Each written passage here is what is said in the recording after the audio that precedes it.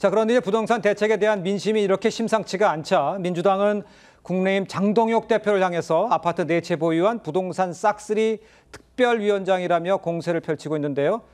여기에 대해서 장동혁 대표 아파트 4채 가격 6억 6천만 원 정도다 이렇게 반박하고 나섰습니다. 직접 들어보시죠.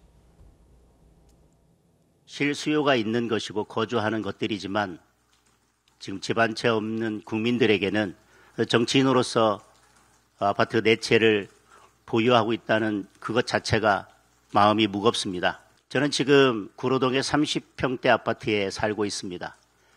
그리고 고향 시골 마을에 94세의 노모가 살고 계신 오래된 농가 주택을 상속받아 소유하고 있습니다. 그리고 국회의원이 된 이후에 제 지역구에 아파트 한 채를 구입했습니다.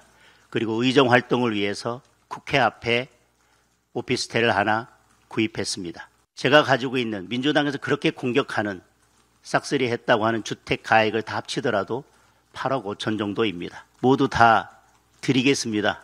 김병기 원내대표님 가지고 계신 장미 아파트 한 채와 제가 바꿀 용의가 있습니다. 이재명 대통령이 가지고 있는 분당 아파트 한 채와 바꿀 용의가 있습니다. 등기 비용, 세금까지 제가 다 부담하겠습니다. 제 제안에 답을 주십시오.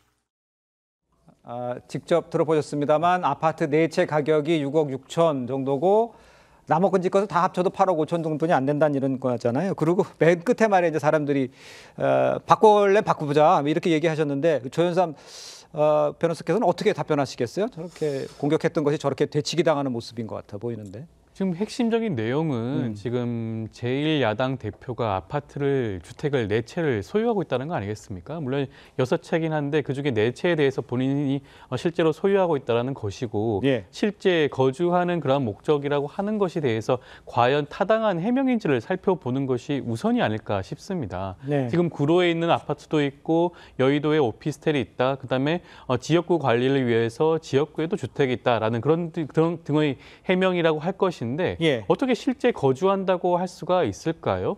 실제 거주한다고 한다면 한 채가 있는 경우에 그 주택에 실제로 거주하고 생활을 영위하는 경우를 우리가 실거주를 하고 있다는 말을 하는 경우죠. 예. 그렇다고 한다면 이 해명 자체가 사실과 다르다고 할 수가 있고요.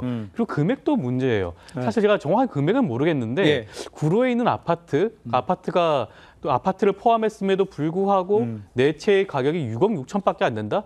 사실 그 금액을 한번 따져봐야 될 문제가 있지 않을까 싶습니다. 실제로 좀 납득이 되지 않는 금액이라고 할 수가 있겠고요. 예. 실제 서울에 있는 아파트 가격은 상당한 수준이라고 할 수가 있을 것인데 그 한 채만 해도 아마 6억은 상회하는 금액이 아닐까 싶긴 하거든요. 네네. 그 부분에 대해서 아마 장동혁 대표도 아마 해명이 필요한 부분이 아닌가 싶고 핵심적인 문제는 실거주용으로 한 채를 가져야 된다는 것입니다. 지금 장미 아파트를 지적을 하고 있는데 김병기 원내대표의 경우에는 그 장미 아파트에서 거의 30년 동안 실제로 거주해왔던 그런 아파트 단지입니다. 예. 그리고 지금 지역구에는 전세로 지금 들어가 있는 상태라고 할 수가 있겠죠. 예. 그렇다고 한다면 하나의 주택에 대해서 실거주 목적으로 구입을 했다는 것이고 예. 그렇다고 한다면 장동혁 대표와는 전혀 사정이 다르다고 할 수가 있겠죠. 아니 그 변호사님 그럼 지금 말씀하시는 게 그 4채를 가지고 있는 것이 이제 상속받은 거하고 그 시골에 있는 거하고 합쳐도 그게 이제 액수가 낮아서 큰 문제가 없는 것처럼 보이지만 그게 문제가 아니다라는 얘기를 하시는 거예요? 4채 가지고 있는 것 자체도 문제가 있다는 얘기를 하시는 건가요? 4채를 가지는 것이 문제라고 할 수가 있겠죠. 그리고 예. 그 해명에 대해서도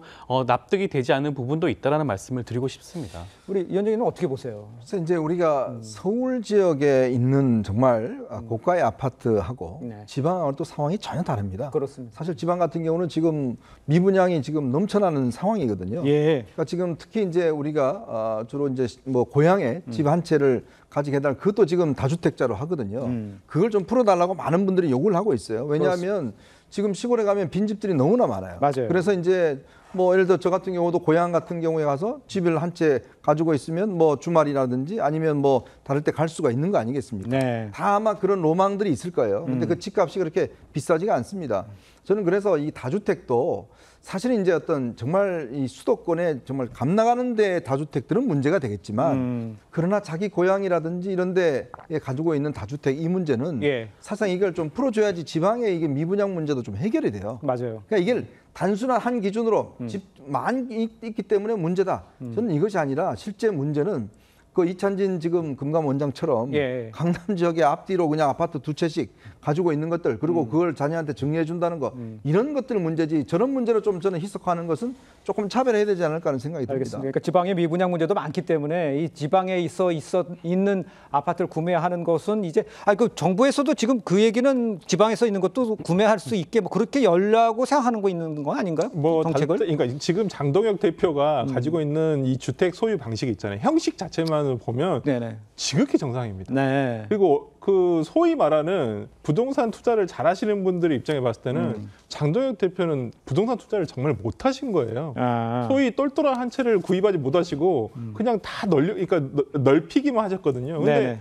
대다수 잘 보면요, 장동혁 대표와 같은 사례들이 굉장히 많습니다. 네. 그리고 지방의 어떠한 부동산이라든지 주택이라든지 이러한 부분과 관련해 가지고도 지금 여러 가지 연동되는 게 네. 5도 2촌이라고 해서 5일은 도시에, 그다음에 네. 이틀은 주말에는 농촌으로 가서 예. 어떤 시골 귀농이라든지 이런 생활을 할 수 있도록 분산을 해주는 게 좋다는 측면에서는 오히려 장동혁 대표의 지금 부동산 소유 현황 자체가 과연 그 숫자만 가지고 비판을 받아야 되는 것인가에 대해서는 조금 의문이 있는 것 같습니다. 그러니까요. 그것도 아마 시청자 여러분께서 어떤 게 맞는 건지 한번 좀 생각을 해보시기 바랍니다.